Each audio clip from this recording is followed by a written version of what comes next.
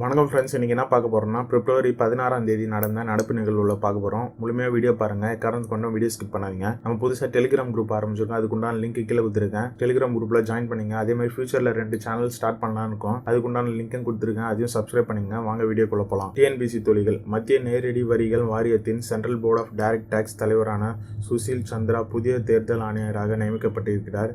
இந்த ஆணையம் இருவரும் வருகின்ற பொது தேர்தலுக்கு முன்னதாக ஏற்படுத்தப்பட்டுள்ளது. பிப்ரவரி 14ஆம் தேதி அன்று ஜம்மு அண்ட் காஷ்மீர் புல்வாமா மாவட்டத்தில் நிகழ்த்தப்பட்ட கொடூர தீவிரவாத தாக்குதலுக்கு ஒரு நாள் கழித்து இந்தியா பாகிஸ்தானுக்கு அளித்திருந்த மிகப்பெரிய வெண்பட்ட நாடு என்ற தகுதியை ரத்து செய்திருக்கின்றது. தமிழ்நாடு செய்திகள்.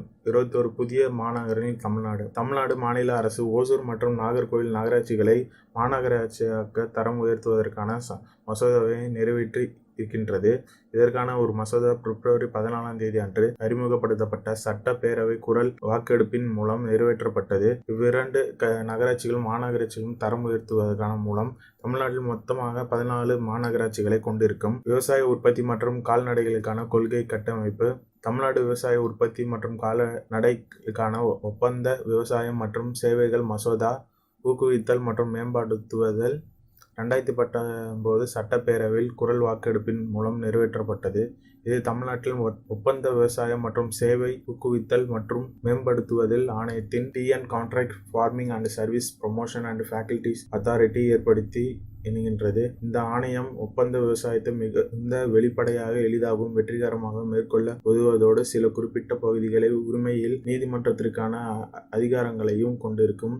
இம்மசோதாவை ஏற்றுக் கொள்வதற்கான நோக்கம் மத்திய அரசால் பரிந்துரைக்கப்பட்ட மாதிரி சட்ட மசோதாவின் அடிப்படையில் தயார் செய்யப்பட்டது. தேசிய செய்திகள். மைத்திலி மொழியை பாதுகாப்பான நடவடிக்கை. மத்திய மனிதவள மேம்பாட்டுத்துறை அமைச்சகம் மைத்திலி மொழியை அதன் எழுத்து வடிவத்தை மேம்படுத்தி பாதுகாப்பதற்காக ஏற்படுத்தப்பட்ட குழுவின் பரிந்துரையில் சிலவற்றை ஏற்றுக்கொள்ளப்பட்ட பரிந்துரைகள் பின்வருமாறு. பீகாரின் தர்பங்காவில் காமேஸ்வர் சிங் சமஸ்கிருத பல்கலைக்கழகம் அல்லது லலித் நாராயண மிதலா பல்கலைக்கழகம் ஆகிய ஏதேனும் ஒன்றில் கையெழுத்து மற்றும் எழுத்து மையத்தை ஏற்படுத்தினால் இந்திய மொழிகளுக்கான தொழில்நுட்ப வளர்ச்சி துறையில் மேம்படுத்தப்பட்ட என்பதன் யூனிகோட் கணினி எழுத்து வடிவமைப்பு தொடர்பான பணிகள் விரைவாக நிறைவு செய்தல். தேசிய எரிவாயு விநியோகிக்கும்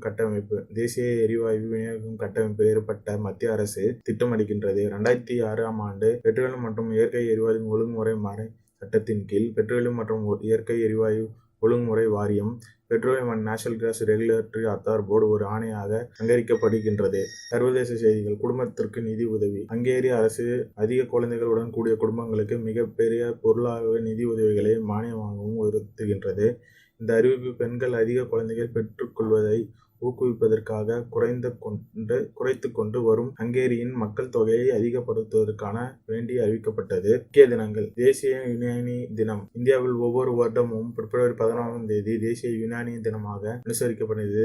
ஒரு தலைசிறந்த இந்திய யுனானி மருத்துவராக அவர் அளித்த பங்களிப்புக்கு ஒரு அங்கீகாரமாக ஹக்கீம் அஜ்மல் கானின் பிறந்த நாள் தினமான பிப்ரவரி 11ஆம் தேதி மத்திய ஆயுஷ் அமைச்சகத்தில் மினிஸ்டர் ஆஃப் ஆயுஷ் யூனியன் தினமாக 2016ஆம் ஆண்டு ஏற்றுக்கொள்ளப்பட்டது. 2019ஆம் ஆண்டின் யுனானி தினத்தை நினைவில் வைத்து பொது சுகாதாரத்திற்கான யுனானி மருத்துவம் மீது தேசிய மாநாடு என்று 2 நாள் ஆர்வப்பூர்வ புதுதில்லியில் நடத்தப்பட்டது. மத்திய ஆயுஷ் அமைச்சகம் யுனானி மருத்துவத்திற்கான ஆயுஷ் விருதுகளை என்ற திட்டத்தை ஏற்படுத்தியது.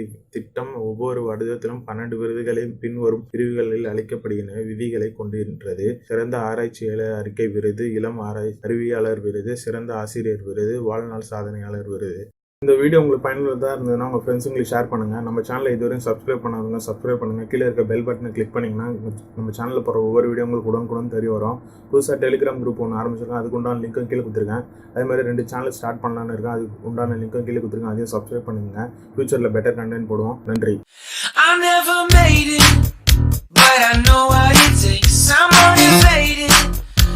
A mix of emotions.